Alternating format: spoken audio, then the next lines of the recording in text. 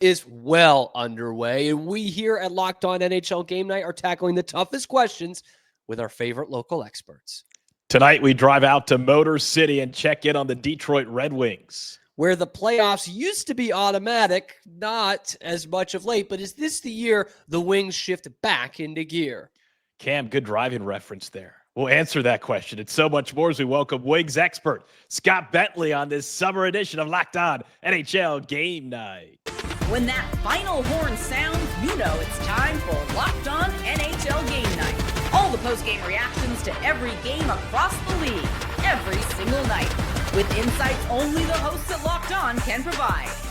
Prepare to experience game day reactions like never before, only on Locked On NHL Game Night. Your team every day. Hello there, hockey fans. Welcome to another edition of Locked On NHL Game Night, Summer Preview Edition, where we take you through all 32 NHL teams and take you right up to puck drop. I'm Cam Stewart, one of your hosts here, and a sad Boston Bruins fan. Wearing a Detroit Red Wings sweater. Just need people to see that. How could you not appreciate it? It's a clean look. I'm Tyler Feldman, a lifelong Penguins fan, born and raised in Pittsburgh, currently loving life in Austin, Texas. We're in the Motor City. Only fitting that we welcome Scott Bentley to the show. I know Bentleys aren't necessarily produced in the Motor City. A lot of vehicles are not manufactured in the Motor City anymore, but it's still where cars come alive. And the engine that is the Detroit Red Wings used to be alive and thriving. As of late, not so much, Scott. Well, first of all, welcome to the show. With a name like that, we've got to talk some puck. Yeah, man. No, I'm happy to be here. It's my dad worked for Chrysler my whole childhood too, so it was kind of a funny, conflict of interest. Not at all a conflict of interest, but I always got made fun of for that. And then there was a girl named Mercedes, and people were like, "You guys should get married." So she's Mercedes Bentley, and then you had a teacher named BMW, right? Right. Yeah, of course, naturally. So they used to divide our gym classes, like the teams for gym class was based on what company of the big three automotive companies your parents work for. That's how much everyone here just works for those. Wow. I love that. So no family working, no relation to the Bentley family at all? Absolutely zero, unfortunately. My life would have looked a lot different, I feel like. Okay. My childhood would have been... Hey, if you say so. If you say so. Shinier, I'll say, if I did. Are the Red Wings getting shinier on the ice, so to speak? It's a great transition. That's why they pay you the big bucks. I think that... Man, I'm really disappointed with the offseason. Wow, okay. I think that this has been I don't want to be too overreactionary. Like, this is still a team that's knocking on the door of the postseason and has young talent. But I really do think that this summer was a massive, honestly, failure. Brian and I over at Locked On Wings talked all spring about what they needed to address and what we thought that were the biggest holes on the team, what we think the front office should have been targeting. We went over reports that backed those opinions, and then they did next to nothing all summer. And it seems like the plan is just going to be run it back. You got an increase in salary cap like the rest of the league did. You got all of this happening, and the Wings, who are desperately trying to get over the hump and get back into the postseason and kind of break through, did next to nothing, which I think is really frustrating. So if you were in Steve Yzerman's chair, what would have been your day one, July the 1st at 12:03 p.m.? Who are you signing? Yeah, honestly, I guess they did bring in Gibson, which is like, whatever. I'm sure we'll talk about that. But I think Whoa. What? Time out. Oh, no. Time out. I thought we were going to wait until maybe the end of the show to talk about this scam. I just have to. So spare me a little bit here. Sure. Scott, you don't know this. I actually played 3 years of amateur hockey with John Gibson. So So to say whatever, it's good we stop Scott now. He was about to really get it. I didn't mean to be like, oh, whatever. I just meant how like, dare you? How dare you? That is the pride. I thought it was perfectly Whitehall, reasonable. PA, Pittsburgh suburb. Hey, look. I didn't mean it. He's the best goalie we've had in maybe over half a decade. Okay, I'm not. There we I'm not go. trying to. Yeah, I'm not trying to. Look, he doesn't need to be slander. Chris I'm saying from a Osgood, but free he's gonna agent, he was a trade. From a free agency perspective, they were super underwhelming, and I think that I think this blue line needs a complete overhaul, man. Like it's Yzer, and then you had a good first full season from Edvinsson. You know, Aljo was okay. He's a bottom 4, rookie last year. Like, you're not expecting him to get too much better. If the season started tomorrow, Ben Sherratt in 2025 would still be on our top pair. That is just absurd to me. And so I think that the third pair has been an absolute just black hole for 3 years now. They try to just hide like offensive defensemen down there and then deploy them only in the offensive zone and hope that nobody notices. And it's like, we can all see you kind of thing, right? Like, no one's falling for this anymore. It was okay when it was Gostisbehere and he had a 60-point season. It's not okay when it's Eric Gustafsson. Like, there's a big difference there. So yeah, man, like I really think, to answer your question and stop rambling, like I think the blue line is absolutely brutal, and they pretty much didn't touch it for the entire summer. And I think that that's pretty inexcusable. Scott, would Aaron Ekblad have been in play? Sure, dude. Is he? that's what, like, if he's like, yeah, he can play hockey, he's gonna be like, yeah, sure. All right, there we go. Year 100 of Detroit Red Wings hockey. It should be a year full of cool moments, but I feel like from what you're saying, Scott, you're hesitant to be extra positive about where this team is heading. Coming into this show, before we even talked, I was saying that this Detroit Red Wings team is climbing upwards, whereas what are the Tampa Bay Lightning doing? They're kind of just right there. To me, Detroit is on that climb up. Is this not the season for them to get there? What are people saying on the streets of Detroit about the Red Wings hockey team right now? Yeah, well, I think you're partially right in that they're trending up. I think if you zoom out, obviously 2020, they were one of the worst hockey teams I've ever seen in my entire life and got rewarded with the 4th overall pick, which is super cool. But since then, right, it has been gradual improvement. And that was like the big counterpoint to the people that were anti-Yzer plan and Steve Yzerman. It was like, okay, well, they're young. They have a good pipeline. They have good farm system, and they have literally improved every single year from the previous season. And so there was this belief that they were trending in the right direction. Now, I think they have plateaued, and they are desperately trying to find the pieces to help them continue trending upwards rather than plateauing and continuing to be this, like best team to miss the playoffs type of tier that they've been in for the last 2 seasons. And so I think that people are very impatient. Like, that's really the vibe around the fan base, is just like, okay, it has been a really long time. It's no longer just like, okay, it's been a long time since they made the playoffs, but Yzerman only got here, a couple years ago. Like, no, we're going on year 6 of Yzerman already. And that is, you would hope, enough time for a good front office and a good general manager to turn a team around that was in the middle of a rebuild. I'm not anti-Yzerman, by the way. I feel like maybe I came across as it then. I think he's done plenty of good, but there are clear mistakes that have been made on his regard, and a lot of them, unfortunately, are at the NHL level. He's like been the perfect GM for drafting and for player development, and just has swung and missed so many times.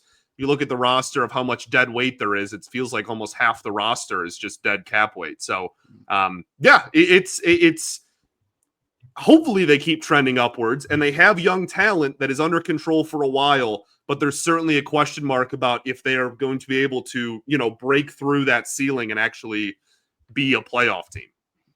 Let's dive deeper into the Yzer plan in just a minute here. How hot is the seat for one of the Red Wings' greatest ever legends? Let's talk about it next on Locked On NHL Game Night. But first, a word from our friends over at FanDuel. You just realized that I'm reading the wrong ad read. August 26th is officially FanDuel Futures Day, a brand new holiday for football fans who live for bold predictions and preseason hunches. For just 24 hours, FanDuel is giving you deals on NFL season predictions. So whether you're calling your MVP, eyeing a long shot division winner, or even ready to crown your Super Bowl champ before week 1 even kicks off, let me tell you, folks, this is your moment. Okay, crown your champion in August. Are the Lions going to win the Super Bowl before the Red Wings get back to the playoffs? You could put that on the line at FanDuel. Visit the FanDuel app today and start planning your futures bets now, because Futures Day is one day and one day only. You don't want to miss this. FanDuel, play your game. Back here on Locked On NHL Game Night, season preview edition. Let us know if this is the year the Red Wings are going to finally break the drought, get back in the postseason. Tell us in the comments below. Like, subscribe. Helps us out a lot. Check out the other team previews that we have already done. We're going to do all 32 before we drop the puck on the 100th season of Detroit Red Wings hockey. Alongside Tyler Feldman, I'm Cam Stewart. Scott Bentley in with us today from Locked On Red Wings. And Scott, let's dive a little deeper, okay? The Yzer plan. All right, Steve Yzerman is running the Lightning and has some damn good teams, right? Makes the conference finals in 2011, makes the Stanley Cup final in 2015. This was slam dunk. Like, here is one of the great legends in the history of your franchise, a 3-time Stanley Cup winning captain, the longest tenured captain of any sport in North America. Here he is. He's going to come back, and he's already got front office experience. He's the guy who takes us back. 6 years later, we're talking about having another frustrating offseason for the Wings. So, Scott, is the Yzer plan still a thing? So, a legitimate thing? Yeah, it's.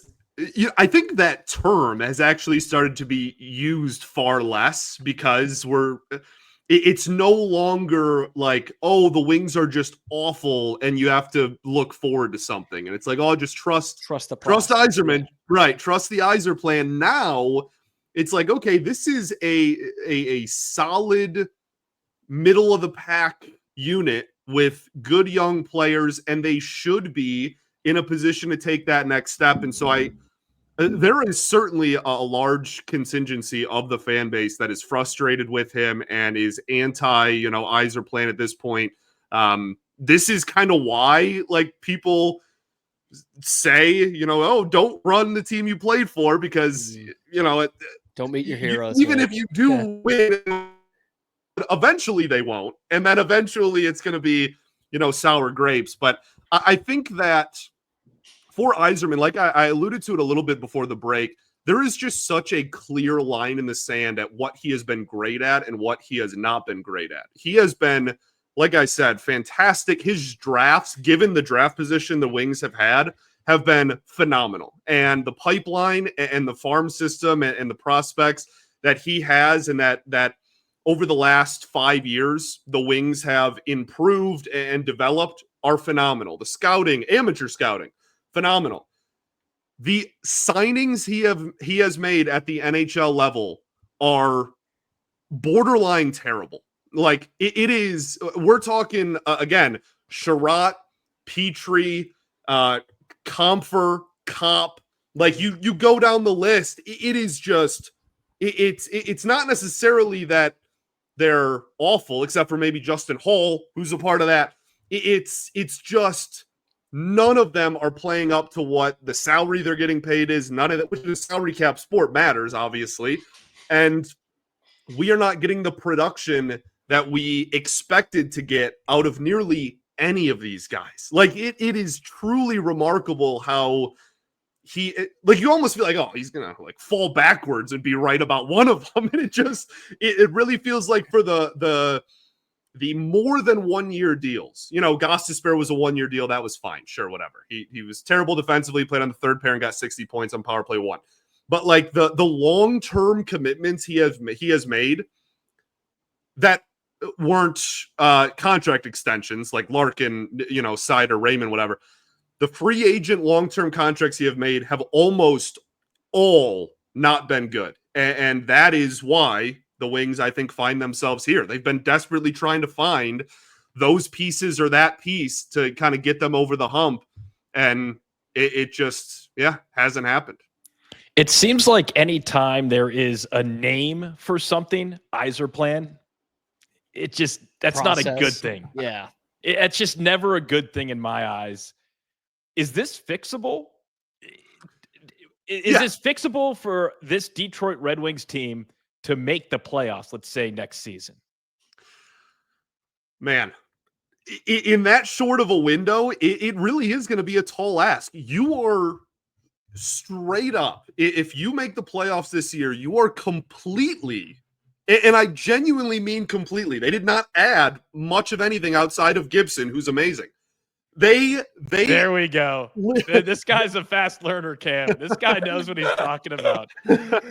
Oh my God. Big they bucks. legitimately, you look at their roster and their additions from this summer, didn't touch really anything else outside of starting goaltender. And so they are banking on Gibson being great. And then outside of that, it's just like natural progression of the young players that are already here and have already played. Like you're just banking on Raymond to maybe he was point a game, and you're like, okay, maybe he can take another step. And Larkin, we know what he is at this point. He's not going to like randomly find this 100-point ceiling or whatever. Like he's the captain. He's awesome. You're building around him. That's great.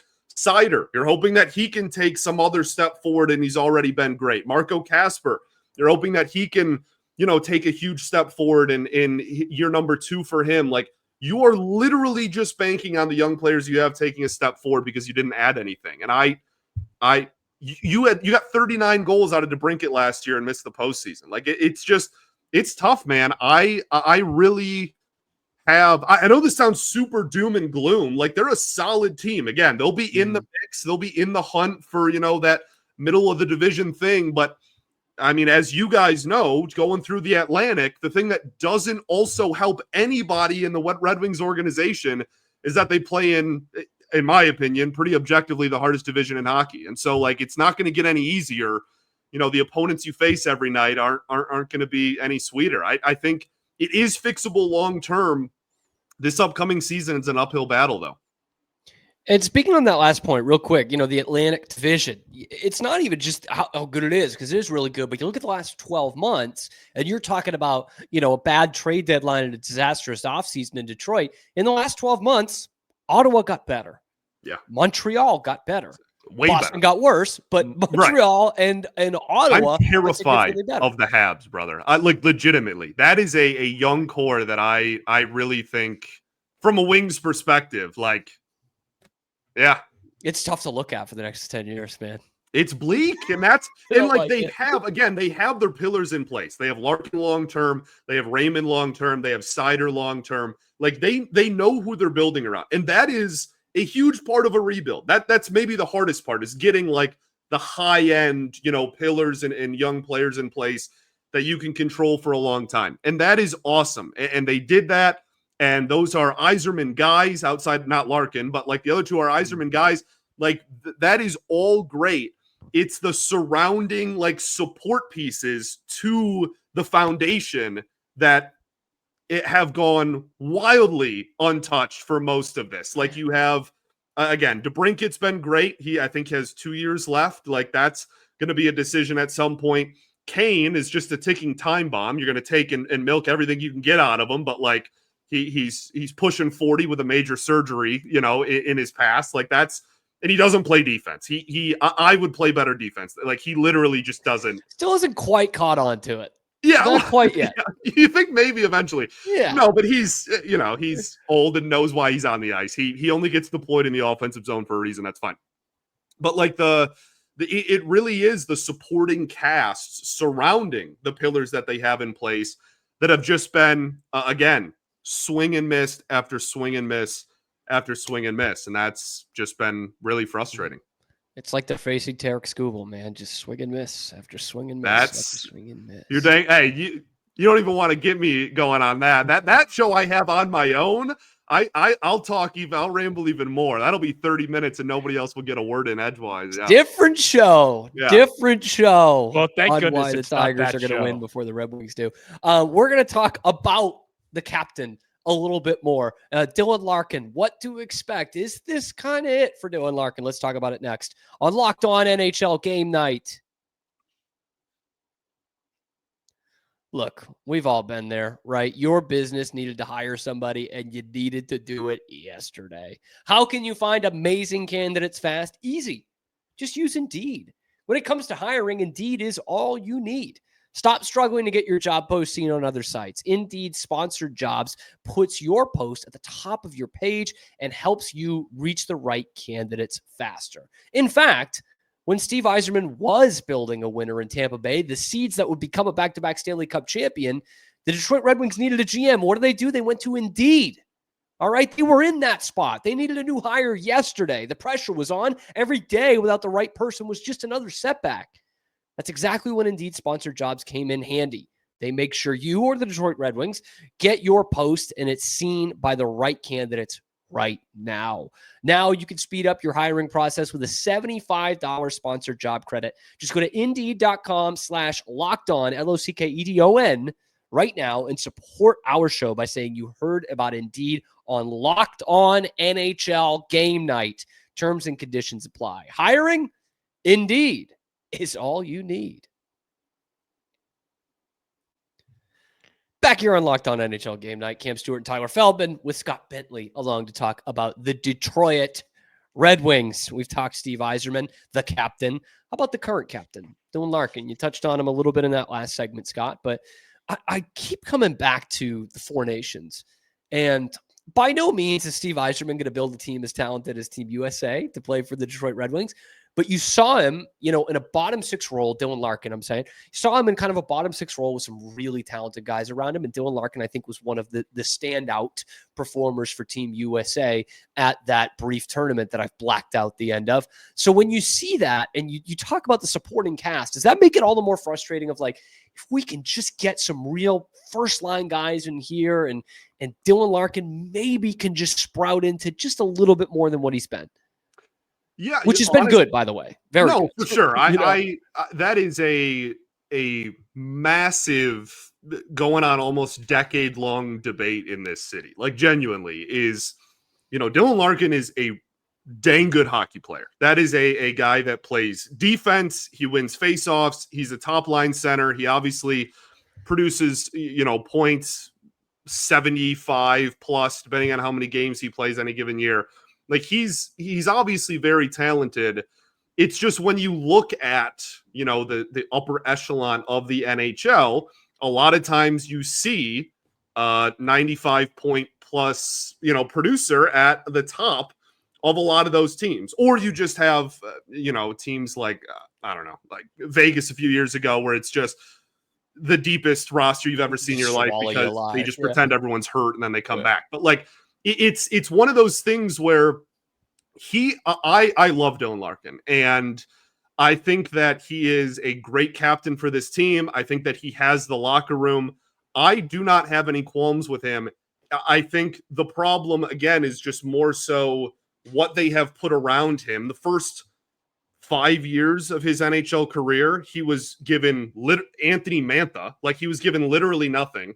And then full rebuild, they come out of it. He has Bertuzzi. Bertuzzi has career years next to Larkin and then hasn't really been the same production-wise ever since. Like, he is and now he's got Raymond and then a hole on the other side because DeBrincat and Kane have to play together because of the Blackhawks connection, and like that's the only way that they produce consistently. So it's just last year they signed Vlad Tarasenko, and that was Brian and I like popped bottles. We were like, yeah, dude, like we got Vlad Tarasenko, like we're ready. Like this is great. We got a legit goal scorer that we can put in the top six. The top six is now solidified. Like you have 6 good point producers there. Tarasenko can be a legitimate goal scorer next to Raymond and Larkin's playmaking, and they're all going to eat, and it's all going to be great. And Tarasenko was one of the worst qualified like hockey forwards in the NHL last year and got traded for literally nothing just to get him off the books. He was almost bought out, but for some reason there was interest out there. Like he did literally nothing all season. So again, it's just I know I'm like beating a dead horse. It's not like a broken record, but it really does all come back to that. I think if you have enough talent surrounding him and you have a deep enough lineup card, I still fully believe Dylan Larkin can be a 1C on a team that wins a cup. He is great at even strength, power play, penalty kill. He's your best player in all those situations. I think he's phenomenal. It's just he has to be given, a roster to be able to put himself in that position. Objectively speaking, if you take away, there's nothing around Dylan Larkin, and you just look right at Dylan Larkin, is what we're seeing, what is he, 29 years old? Yeah, I think 28. Yeah. 28, 29. Does Dylan Larkin have that next level as a 1C? Or is he maybe a 1C, 2C who needs that Jake Gensel, for example, who needs that next level number 2 on his line on the wing to take his game to the next level? Because my argument would be, and I know we're focusing in on one player, the star player on this Detroit Red Wings team, who, Scott, like you said, needs a lot of work, a lot of fixing to make this team what they used to be. But with Dylan Larkin is tallying about 75 points a season, not really getting to 80+ points. Is that the level that we should expect from Dylan Larkin, or is there a next level, another gear, so to speak, that we haven't seen from him yet? Yeah, and I think that, again, that is the $1 million question. I really do think that I know that is something that's been debated in this city for a while now. How high is his ceiling? How good is his peak? Is he a guy that truly can be that like 90+ point producer in a 1C role? I don't think so. I mean, to be completely blunt, I really don't think that he's gonna be a guy that hits 90. Now, I also think that he could get a heck of a lot closer if you gave him a formidable line. He has never had 2 good players on either side of him. Like we're going on year 10. Like it's remarkable that he has really been dealt the hand in terms of, where the Red Wings were at when he was drafted. And so like he has Raymond on one side. Raymond is about point a game already. Like I think the absolute world of Lucas Raymond. I think that he could take another step forward, which then if they're on a line together, obviously in turn can improve his point total. But there is, if the season started tomorrow, I cover this team for a living. I do not know who would play left side at the top line if the opening night was tomorrow. Wow. I legitimately don't. Wow. That's such a disservice to Larkin too. I mean, I know that's kind of what you're getting at, but that sucks. There's a chance. Brian and I were talking about it earlier today. It could be like Andrew Cup in 2025 because they just don't have anybody else to put there. It could be JT Compher because they don't have anyone else to put there. Like it is a black hole, man. So that is kind of the frustration. I mean, to your point, disservice. I don't think he's ever going to be that 90, 100 point scorer. No, but I also think that he could be, 40-40. I think he could do that. I think he could be a 35, 50 type of guy for sure. But we're in year 10 and he really still hasn't been given that bona fide playoff roster yet. And that's, kind of sad. If you would have told me that on draft night when I was in high school and they took him, I probably would have cried. But that's where we're at. All right, Scott, we're running low on time. So I want to put you on the spot point blank. You've alluded to it a few times. You said a lot needs to go right. I think there's a couple of teams around the NHL that find themselves in that thing. A lot needs to go right. Is this the year the Detroit Red Wings get back to the playoffs? Man, I'll be honest with as we ask in August, by the way. Brian and I always do a like season, full season preview right before opening night and lock in our like final point, projections and everything.